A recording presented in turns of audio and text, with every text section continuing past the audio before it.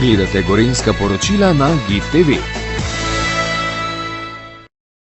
Na podlagi 7. alineje prvega odstavka 107. člena Ustave Republike Slovenije, 2. alineje 3. člena in 3. alineje 4. člena ter prvega odstavka 7. člena Zakona o odlikovanju častni znak svobode Republike Slovenije je predsednik Republike Borut Pahor izdal ukaz o podelitvi odlikovanja častni znak svobode Republike Slovenije. Za izjemne zasluge pri obrambi svobode in uveljavljanju suverenosti Republike Slovenije prejme 21. generacija Kadetske šole za miličnike, ki je zaključila šolanje 27. junija 1991, častni znak svobode Republike Slovenije. Za 21. generacijo Kadetske šole za miličnike, ki je zaključila šolanje 27. junija 1991, častni znak in listino prevzame gospod Edvard Cvetko. 21. generacija kadetov Kadetske šole za miličnike se je začela šolati leta 1987. Razmere v nekdanji skupni državi so se hitro spreminjale.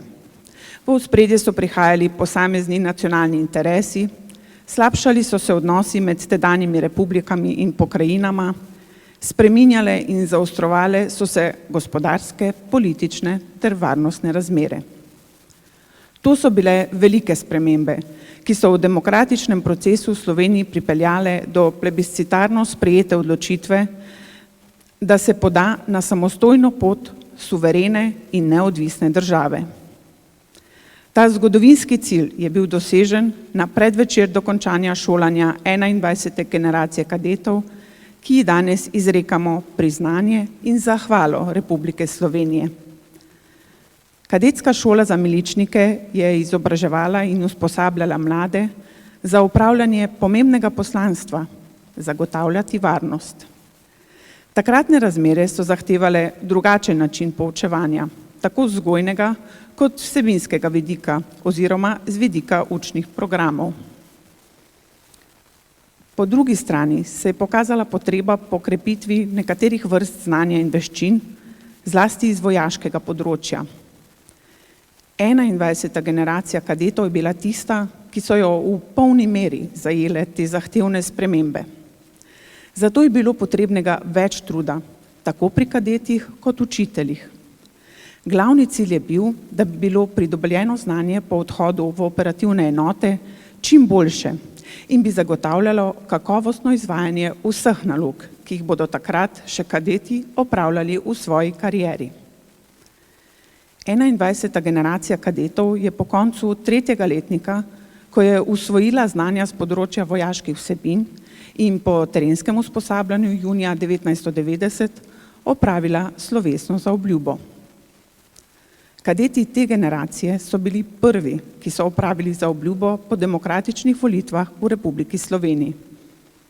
Po opravljeni zaobljubi so kadeti 21. generacije kljub intenzivnemu šolanju sodelovali pri okrepljenem varovanju izobraževalnega centra organov za notranje zadeve Tacen in bili vključeni v konkretne operativne načrte varovanja posameznikov in državnih institucij. Bili so del formacije zaščitne enote milice kot njena rezerva za primer take potrebe. Dnevi v drugi polovici junija 1991 so bili za vse takratne kadete zahtevni. Še posebej to velja za 21. generacijo, ki se je takrat že pripravljala na odhod in vključitev v neposredno izvajanje operativnih nalog v enotah po vsej Sloveniji. 26. junija 1991 zvečer je bil organiziran sestanek 21. generacije. Ob tej priložnosti so bile razdeljene odločbe o razporeditvi na delovna mesta na tedanje postaje milice oziroma policijske postaje po vsej Sloveniji.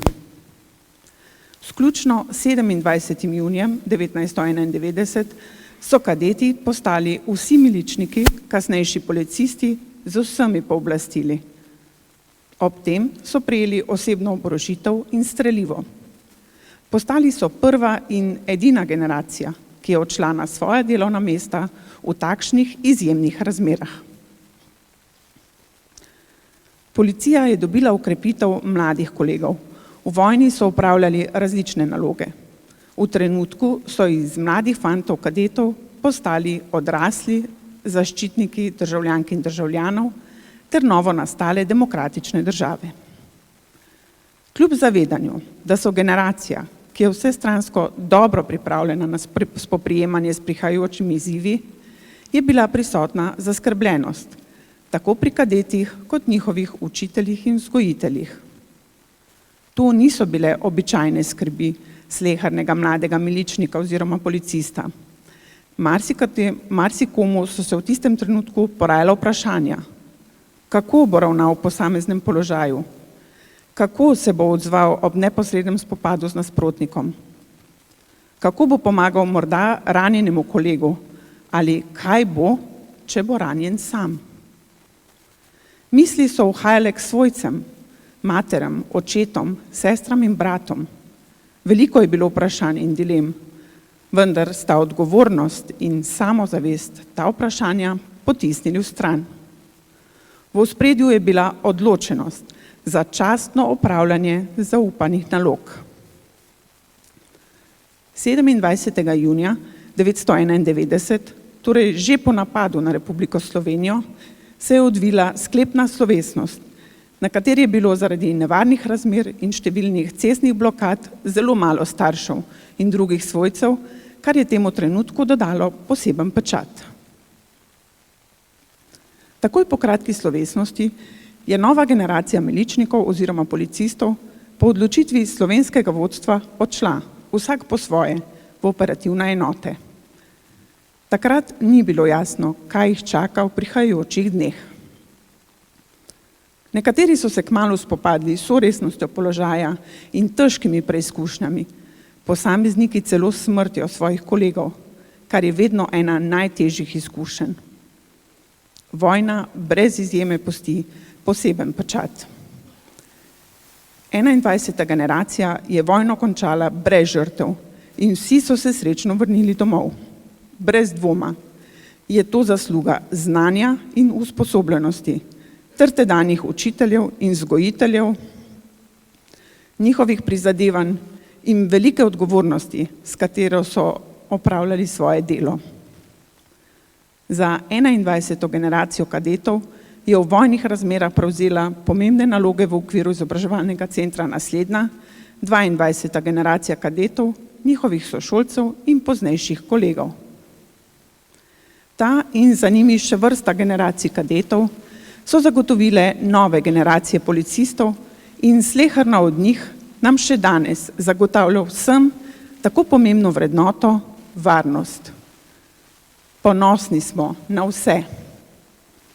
Marljivo in strokovno usposabljanje, motiviranost, sprejemanje znanja v duhu, narodne zavesti in pripadnosti svojemu narodu in njegovim ciljem, načrtne in intenzivne priprave na policijsko delo ter delovanje v vojnih razmerah, homogenost in tovarištvo, vse to so lastnosti 21. generacije kadetov. Generacije, ki je iz šolskih klopi neposredno in pogumno vstopila v osamosvojitveno vojno ter v boku svojih starejših kolegov policistov, pripadnikov teritorialne obrambe Republike Slovenije in prebivalcev Slovenije na koncu slavila zmago. Pogum in predanost te generacije mora biti brez dvoma zgled mladim slovenskim policistkam in policistom.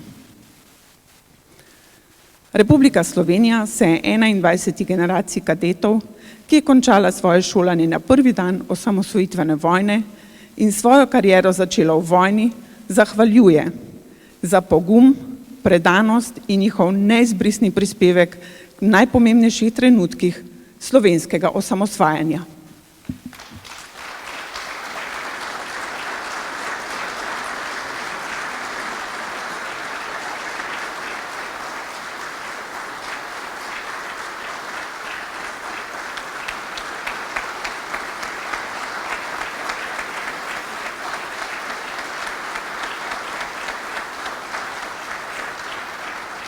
Spoštovani sošolci 21. generacije kadetske šole za miličnike, ki smo zaključili šolanje 27. junija 1991.